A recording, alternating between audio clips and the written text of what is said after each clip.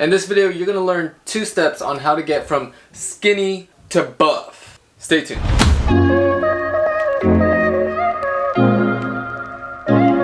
So what's up, y'all? As I had already mentioned, today you guys are going to be learning how to go from skinny to buff and building muscle a lot more efficiently. That way you're not wasting time and you build aesthetics in the fastest way possible.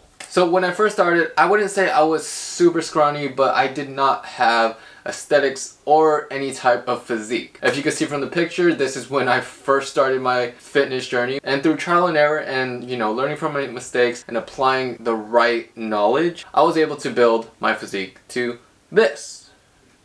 Now obviously I've learned a lot in the past couple years, and the one thing that I found most crucial to learn was lean bulking. And with that said, here are my 2 tips on how you can build your physique and go from skinny to buff. Starting with number 1. Number 1 we're going to talk about is don't just eat more, lean bulk. When I first started out, I would eat pretty much anything, and that's what I really thought about when it came to bulking. You just go out there and eat whatever you want, and you eat In-N-Out, you eat all these type of pizza, you eat donuts, you eat... Already a minute gone by. Steve Henry with 2 bowls down, he's already got a bowl. It was amazing, honestly. But here's the problem with that. Yes, I looked bigger and I filled in my shirts and I looked big. But the problem was when I came down to shredding, I noticed that all my size went away and I was left with a minimal amount of muscle growth. So what was the problem? Well, the problem was that I did not efficiently eat enough protein, even though I was eating a lot. Say I ate a whole pizza, yes, that's a lot of calories, but the amount of protein that a whole pizza gives you is minimal compared to, say, eating 6 ounces of chicken or 4 ounces of steak with veggies and rice. It wasn't until that I started researching and figuring out why, like, how come I'm not gaining as much muscle as I should? And then that's when I started applying the lean bulk aspect, which is keeping track of your protein. And if you guys watched all my other videos, you guys know that if you are 150 pounds, you're gonna take 150 grams of protein a day. I always preach that 1 gram of protein per pound of body weight is the ideal amount of protein you should be taking to build muscle. Then when it comes to shredding, you're gonna be a lot bigger than what you were your past shred. So when you get your protein down and you know how much protein you're taking in a day, and you could take this in through supplements, or you could take this in through like really lean sources of protein. When I say lean sources of protein, I talk about, the chicken breasts, I talk about, fish, I talk about lean cuts of steak. So trying to cut out all the fatty stuff is what I mean by lean cuts and lean protein. Next thing you want to do is increase the carbs. And what I did was I would increase the amount of white rice and I would increase the amount of oatmeal, just increase the amount of lean carbs as possible. When I say lean carbs, I mean do not attach the fats with it. So white rice, oatmeal, that's perfect for me. And when I was able to increase my carbs, my lifts were phenomenal and I just had amazing workouts.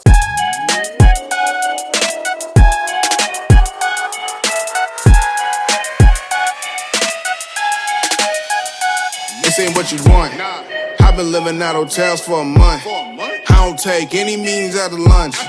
I've been spelling all my If you don't have enough carbs, you're gonna feel fatigued and you're just gonna have a half-ass workout. And you don't build muscle off half-ass workouts. It just does not happen.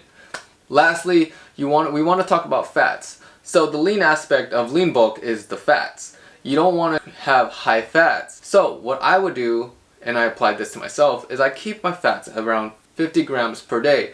And for a lot of people, if they're not used to eating that low of fat, it's best to kind of just track it down. Use MyFitnessPal, or there's calorie counters now, different types of apps, and just by logging in your meals, it's going to allow you to get a bigger picture of where you're actually at. A lot of people think they're eating enough protein, fats, and carbs, but unless you know your body and know the foods that you eat every single day, you're going to either go under or over to an extreme. And once you get comfortable though, with the calorie counters and you have a good idea of like portion size, then that's probably when I would suggest that you just eye it out. Next thing we want to talk about is training.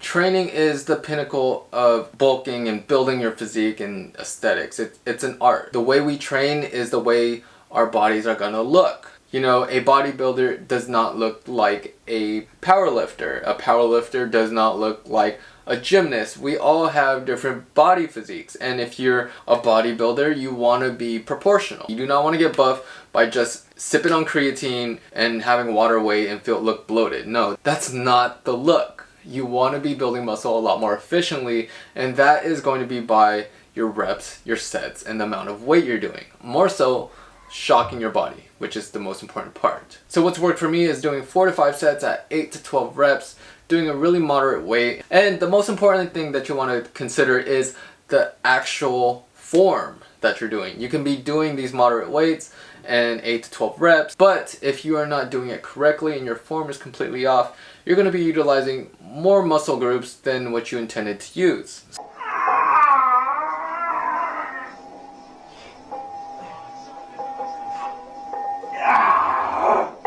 And one of my best advice for training in general is to just stop ego lifting. If you stop your ego lifting, then you're going to be building muscle a lot more efficiently. So obviously there's a lot more to talk about when it comes to building muscle, but if you stick to these 2 tips, you're definitely going to be on the right track to building your physique. So, see you in the next video, and don't forget to smash that subscribe button. Peace!